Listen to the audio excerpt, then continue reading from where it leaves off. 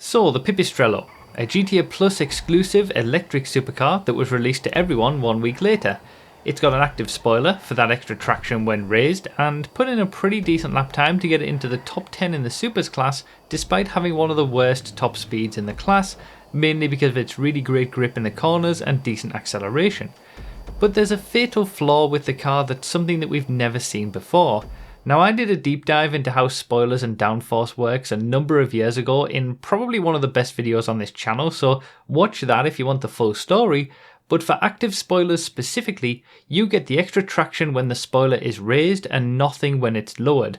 The spoiler behaviour on the Pipistrello is the same as it is on the T20, which introduced the feature back in 2015, and has extra spoiler options that remove the active spoiler but add an aftermarket version like other cars such as the Virtue or Paragon S. However, uniquely with the Pipistrello, adding these aftermarket spoiler options actually disables any traction benefit from the active spoiler, meaning that adding a spoiler to the Pipistrello reduces its grip and gives it a significantly worse lap time.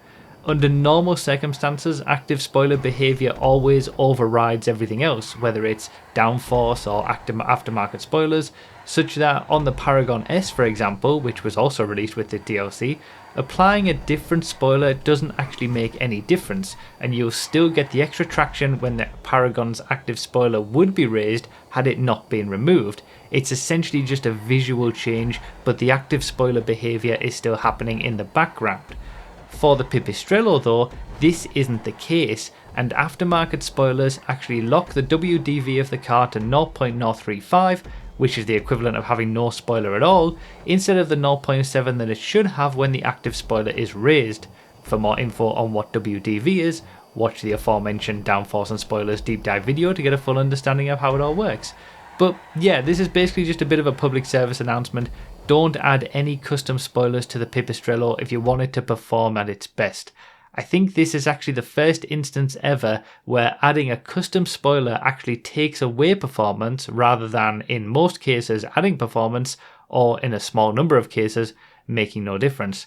And it's really interesting that in the same DLC we got the Paragon S, which does have aftermarket spoilers and the active spoiler behaviour works as it should.